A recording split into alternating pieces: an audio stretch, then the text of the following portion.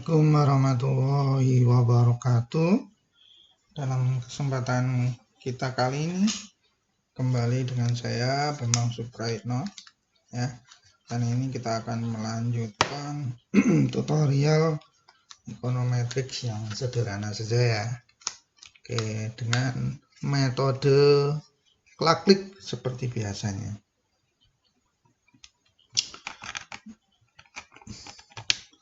Baik, kali ini kita menambah lagi tutorial, yaitu bagaimana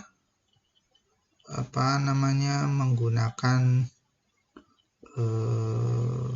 dummy crisis ya, seperti itu. Jadi menggunakan dummy. Oke, untuk pendahuluan saja bahwa dummy ini tujuannya memasukkan adalah untuk menangkap variabel dummy ini tujuannya, namanya aja dummy ya. Dummy itu kan boneka ya, buatan gitu ya. Jadi dummy ini adalah untuk menangkap structural break yang terjadi pada masa pengamatan atau observasi. Contoh sederhananya saja, misalnya ketika Anda mahasiswa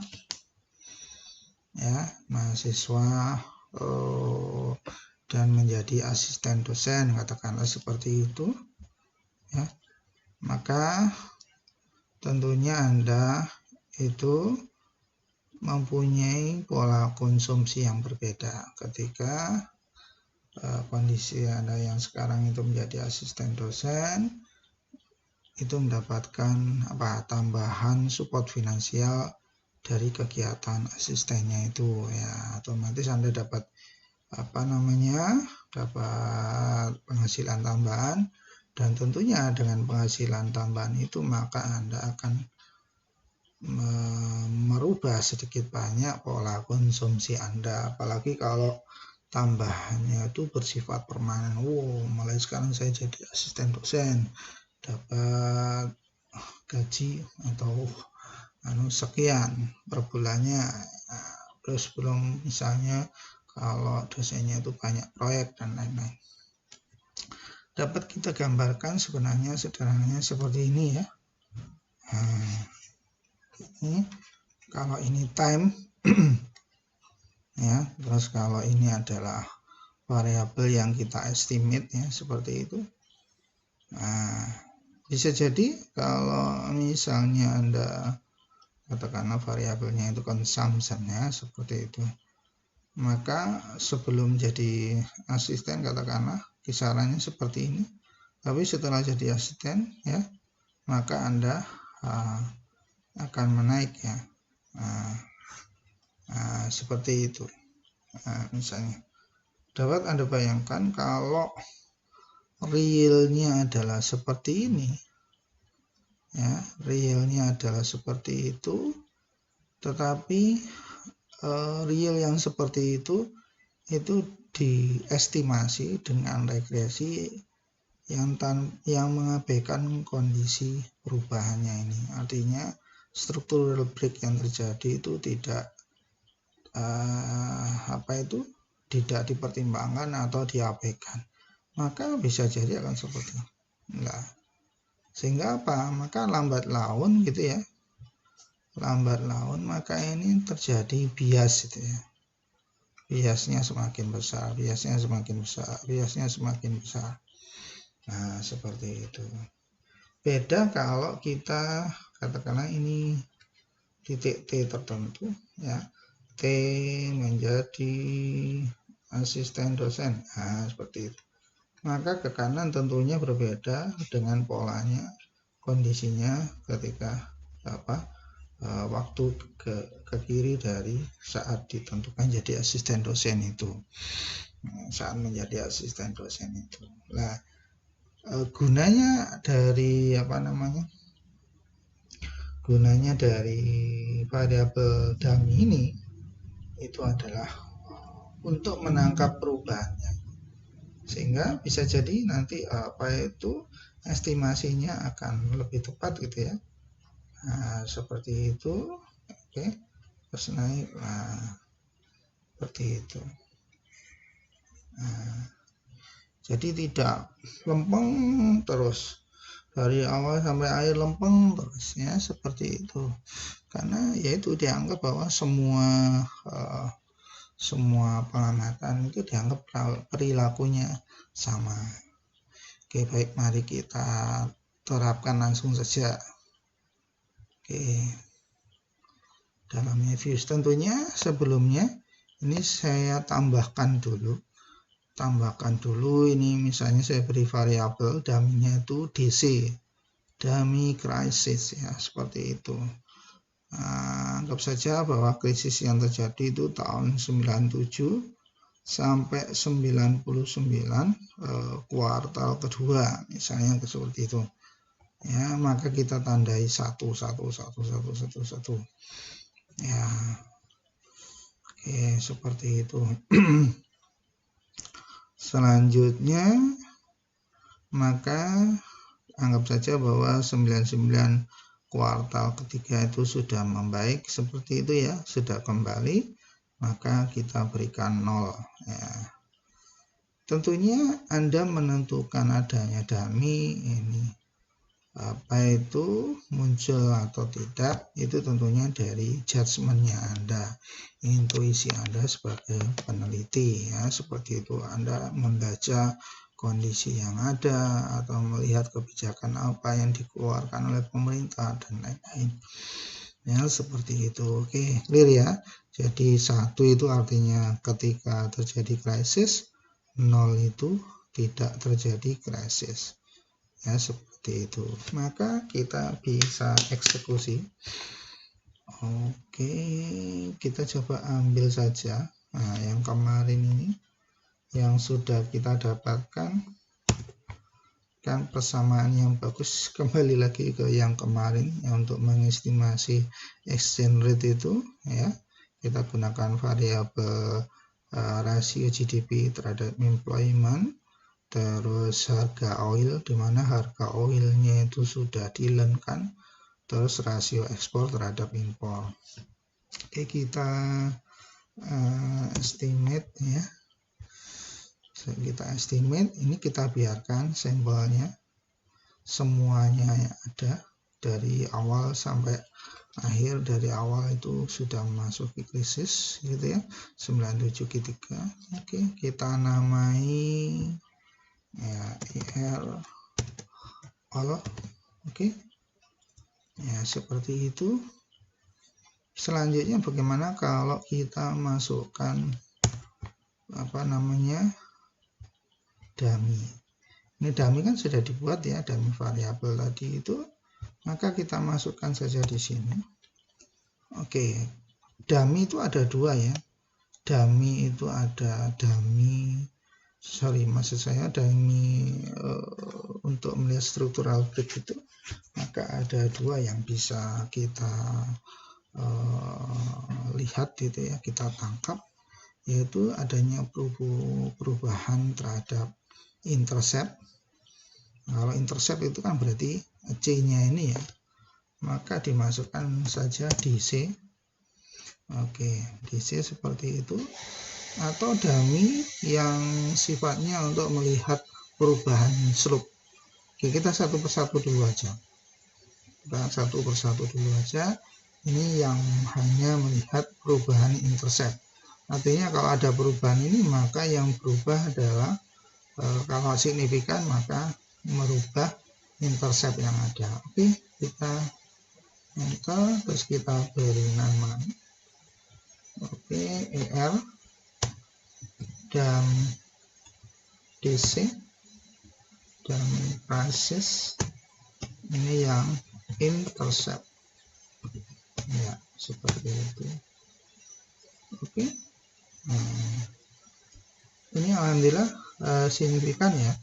Artinya kalau ini signifikan ya, berarti pada saat DC itu bernilai 1, tadi kan bernilai 1 itu kan pada saat krisis ya. Pada saat DC bernilai 1, maka interceptnya, karena ini signifikan, berarti ini boleh dibaca, maka interceptnya itu bertambah sebesar 0,2 sekian. Atau artinya intercept pada saat krisis itu berubah tidak 9,9 tetapi 9,9 sekian ditambah yang 0,244 itu. Bisa dipahami ya? Nah, jadi seperti itu cara membaca dari DC-nya itu, dari dummy krisis yang untuk melihat perubahan konstanta atau intercept-nya itu.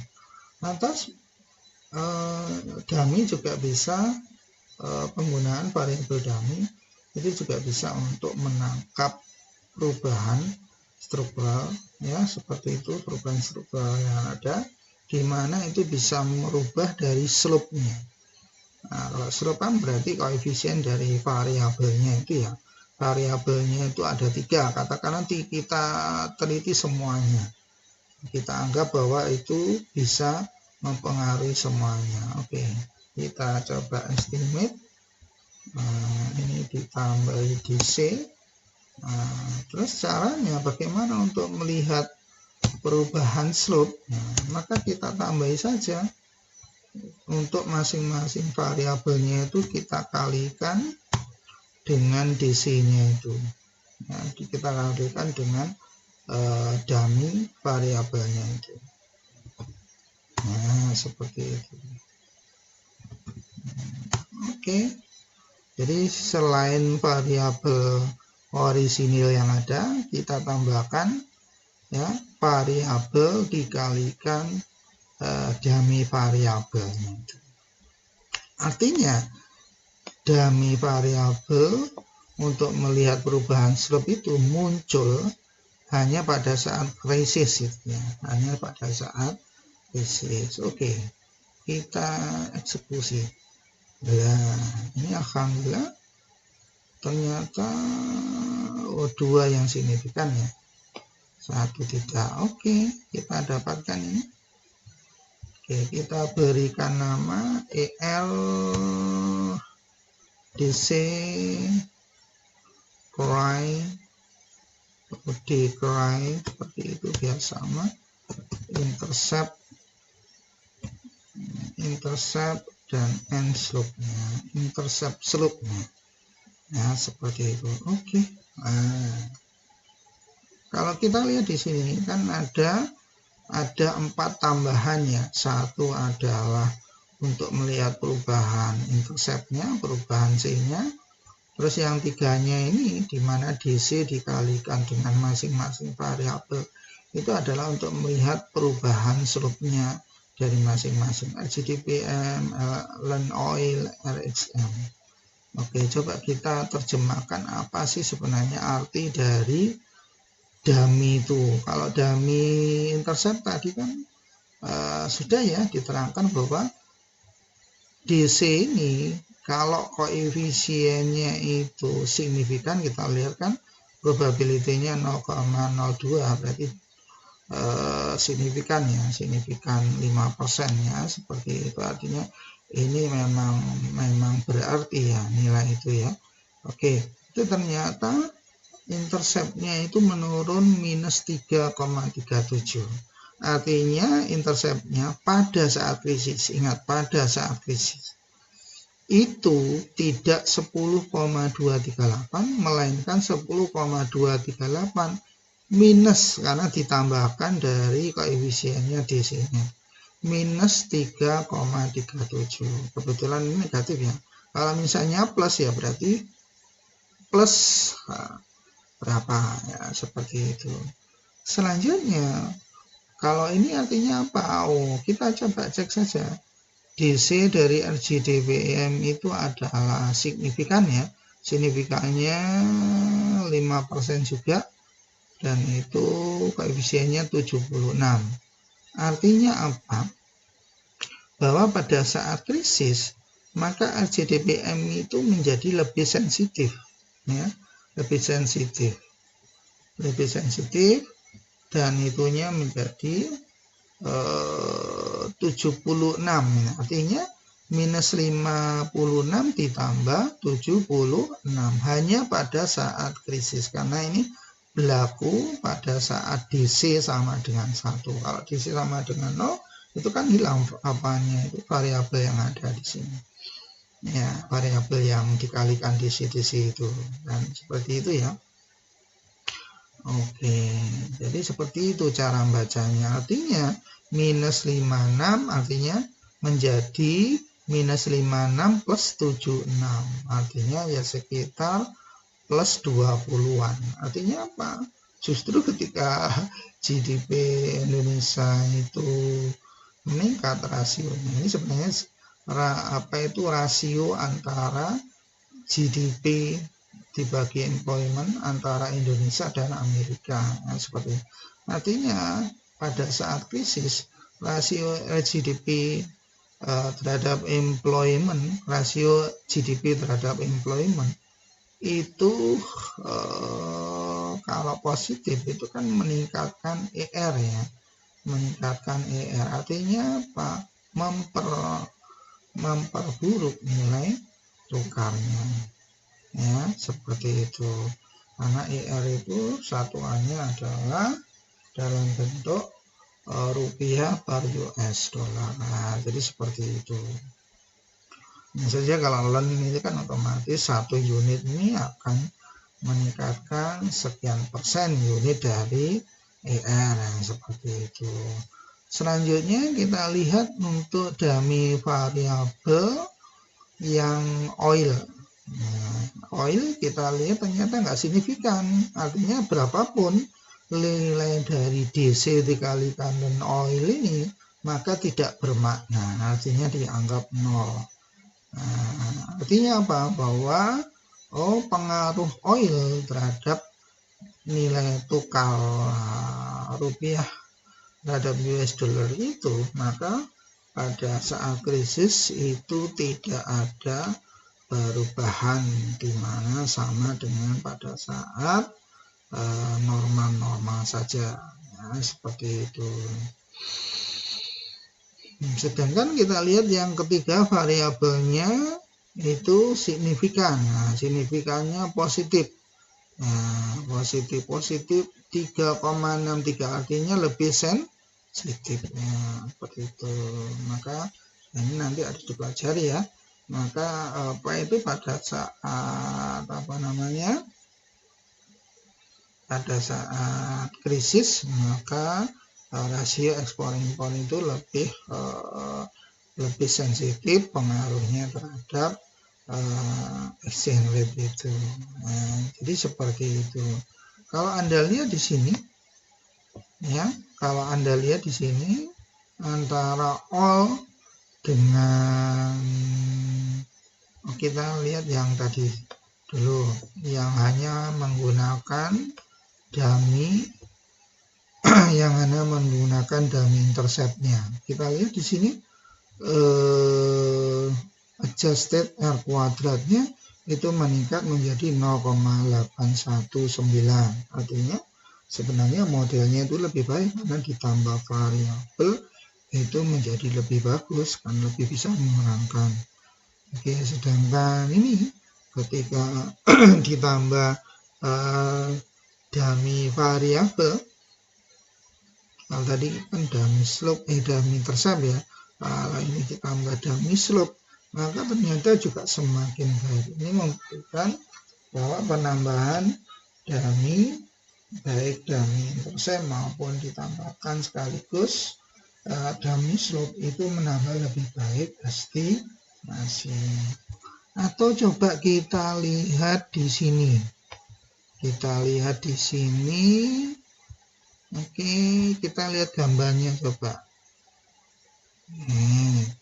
Nah, gambarnya seperti ini. Nah, kita besarkan. Oke, ya seperti ini. Kita besarkan. Oke. Nah, seperti ini.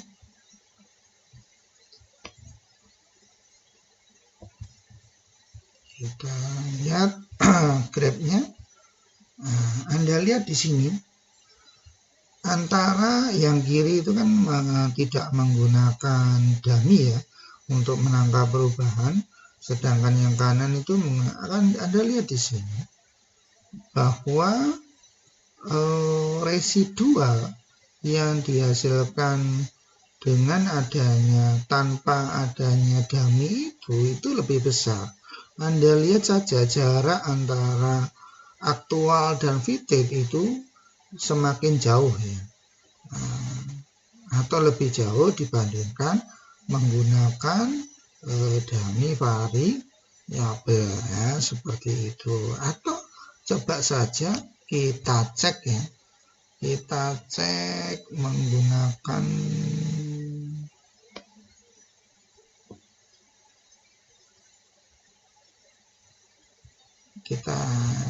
kita copy fittednya ya, fitted-nya kita copy. Ini fitted dari kita copy. Oke, kita copy dan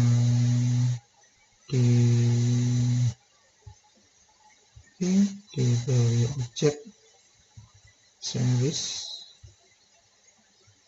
itu dimasukkan di objek group ya.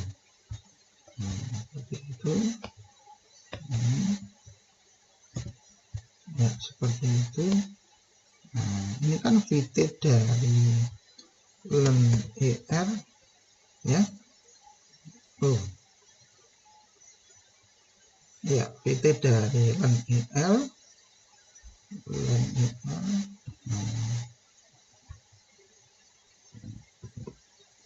fit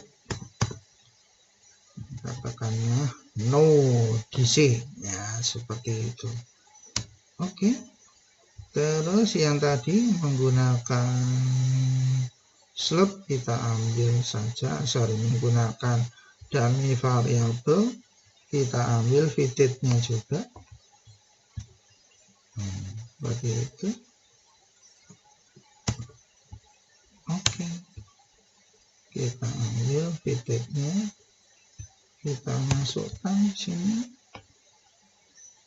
ya, kita masukkan len er fit, maksudnya fitted tapi ini yang menggunakan DC ya, seperti itu. Nah, itu yang menandakan di sini no DC, berarti tidak ada dummy crisisnya ya, seperti itu. Maka kita coba panggil ketiga-tiganya. Yang mana itu? Len ya, len er ini, terus ini DC, ini seperti itu. Oke.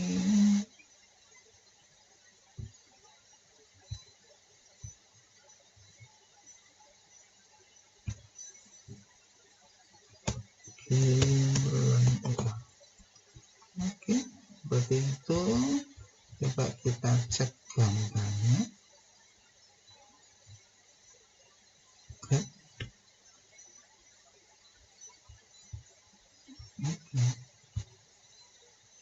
Anda lihat di sini.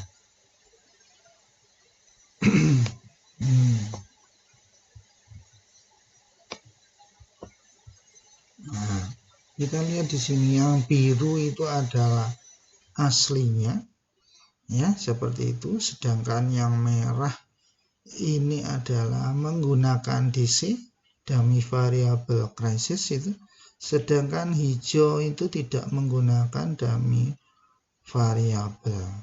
Nah, Anda lihat di sini bahwa yang merah itu lebih mendekati biru. Nah, ini pada saat krisis Anda lihat di sini ini lebih mendekati biru daripada yang hijau ya, seperti itu. Apalagi ya di sini ya nanti ya, apalagi ini kalau misalnya yang ini ada krisis juga, tapi nggak usah lah, cukup yang ini sudah bisa membuktikan. Maksud saya kalau 2008-2009 itu dimasukkan. Kita lihat di sini pada saat krisis 97 sampai 99 seperti itu, maka yang merah itu lebih mendekati yang hijau. Lebih mendekati yang biru daripada yang hijau. Itu artinya apa? Ya, artinya apa? Bahwa dengan penggunaan dummy variabel ini menunjukkan bahwa hasil estimasi fitnya itu lebih mendekati dengan aktual daripada yang tidak menggunakan dummy variabel dalam estimasinya. Begitu ya. Baik, dari saya cukup itu. Saya pikir mudah-mudahan ini berguna. Tutorial mengenai penggunaan dummy variabel untuk melihat atau untuk meng-capture perubahan struktural yang ada. Baik, dari saya cukup itu. Assalamualaikum warahmatullahi wabarakatuh.